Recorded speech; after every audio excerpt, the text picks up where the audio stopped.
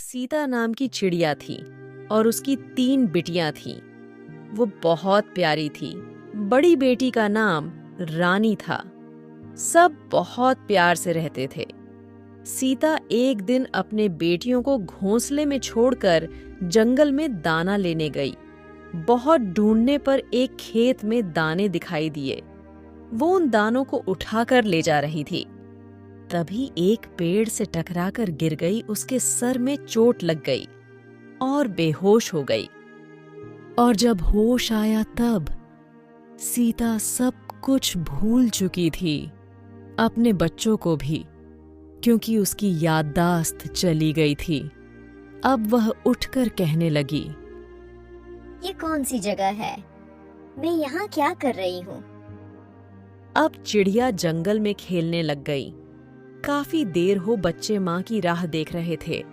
तभी एक शिकारी पक्षी बच्चों के घोंसले के पास आ गया और इधर उधर देखने लगा। बच्चे डर गए, माँ को याद करने लगे। माँ अभी तक नहीं आई घर। सीता उधर जंगल में इधर उधर भटक रही थी तो एक मैना ने सीता को देखा। उसे आभास हुआ कि ये जरूर किसी मुसीबत में है। मैना सीता को अपने घर ले आई और सीता से बोली, बहन, तुम यहाँ आराम से बैठो। मैं काफी देर से देख रही थी।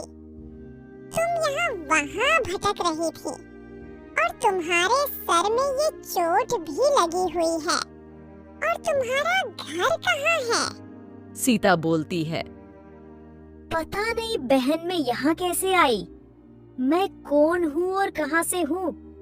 घर का भी पता नहीं है, कुछ याद नहीं आ रहा।